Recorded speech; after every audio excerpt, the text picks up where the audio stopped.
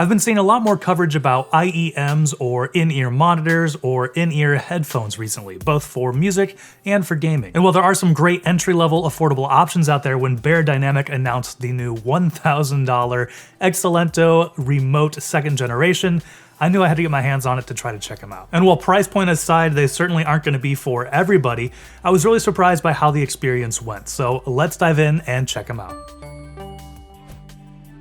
Hey everyone, I'm Jordan with 9 to 5 Toys, and $1,000 might sound ridiculous for a pair of IEMs or in-ear headphones for most people. It definitely sounds ridiculous to me, but that's exactly why I wanted to check these out and see what you'd get for that price. Just like Focal's handmade high-end headphones that we've checked out in the past, you can link the video up here to check out their whole lineup of high-end headphones. You know, this is a pretty steep price. These are handcrafted in Germany, and so I really wanted to see what was going on here. Now, not all of Beyerdynamic's headphones are this expensive. They also have something called the Blue Bird, which is on sale for just $70 right now. And we've reviewed some of their gaming headsets in the past. I'll put links to that down in the description, and probably up here in the corner as well if you want to check out any of that. And Beyerdynamic did send the Xelento out for us to check out. They're not sponsoring this video, so they're not, dictating what we say about them. We can say whatever we want, but they did provide these for this review, and then we'll send them back to them afterwards. Oh, and one more note here, in addition to the wired remote version that we have here,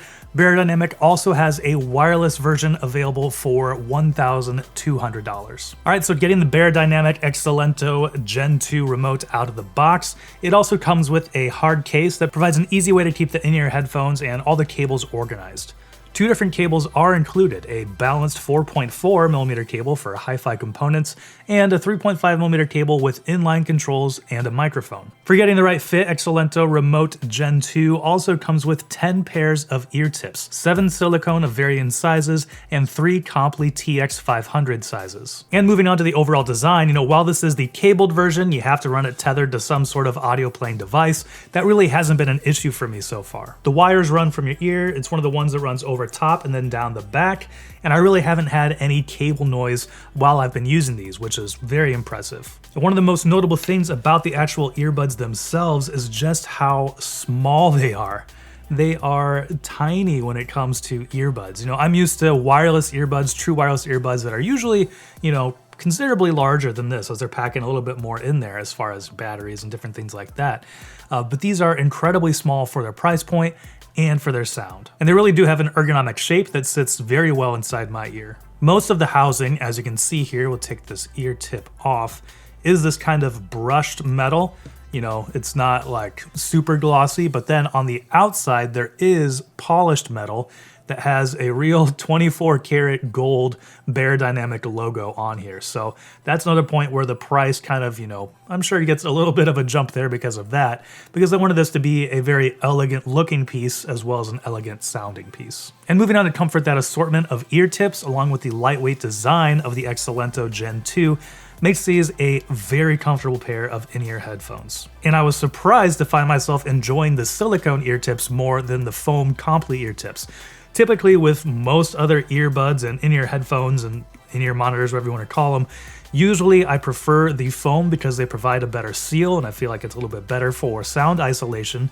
But on the Xelento Gen 2, I actually found that the silicone tips did almost as good of a job. They were more comfortable, easier to take in and out. So I found myself preferring the silicone ear tips on here, which was really surprising, and I actually really enjoyed them. And moving into how do they sound, let's talk about some of these specs here. The stated frequency response is 10 to 50,000 hertz. It's packing an 11mm one-way Tesla driver, impedance is 16 ohms, and they have MMCX connectors at the headphones. And moving into some of the impressions of how these actually sound, overall, it's a very rich, deep sound to it. And we'll get into that a little bit more, but first let's talk about the lows. The low end from the Xelento Remote Gen 2 is full and rich, but is kept under control and was never overbearing or muddy. That massively wide frequency response lends itself well to some full ear-filling bass. And while it may be a bit exaggerated, I absolutely loved the low end coming out of these earbuds. With everything from jazz to metal to pop, The nice full bass in there was just a great place for the rest of the sound to sit on top of. And that leads me into one of the areas that I think really shines on these, and that is the mids. The mid-range frequency had just some of the best clarity that I've heard in some in-ear headphones and even some over-ear headphones. Monica Martin's voice on Love is a Beautiful Thing by Wolfpack came through with more presence and more detail than I've noticed with really any other headphones that I can remember. It really felt like I was hearing things that I've never heard before in the same tracks that I always use for testing headphones. From that, I also found myself listening to a lot of Wolfpack's records again with what seemed like new ears. Vocals sounded rich and detailed, Joe Dart's bass was smooth and thick, and the horn and woodwind lines also benefited from that mid-range detail that makes the vocals sound so good. And where I think the Xelento, excels with both lows and mids, highs are a little bit of an interesting story. It seems like they're a little bit more subdued, a little more subtle than a lot of other high-end, detail-oriented headphones would be. On paper, these earbuds have that ridiculously high frequency response, soaring all the way up to 50,000 Hz. In use though, I found the highs to be pulled back when compared to the lows and mids. Vocals and guitars still sound incredible across many different genres, don't get me wrong, but where I noticed this the most was cymbals.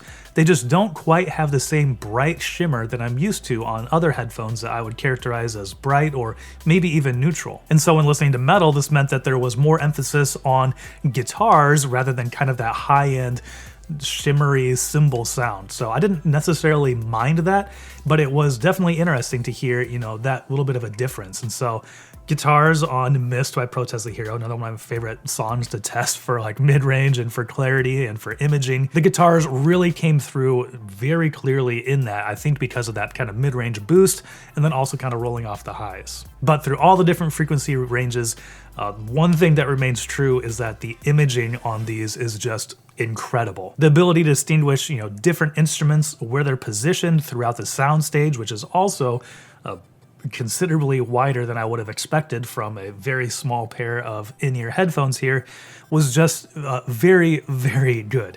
Once again, listening to Mist by Protest the Hero, picking out those two guitars, placing them left and right when they're doing their individual lines, and then them coming together during some of the choruses was some of the best that of any headphones that I can remember in any recent tests. And going back to Wolfpack's records, with all the different instrumentation that they have in their songs and the different vocal lines, I really felt like I was hearing them with new ears, with new details popping out that I hadn't noticed before. So that was something that really, really surprised me on the Xelento, was just how good imaging was and how well you could pick out different instruments in their different space. So all this comes together for an just incredible listening experience that was a lot of fun.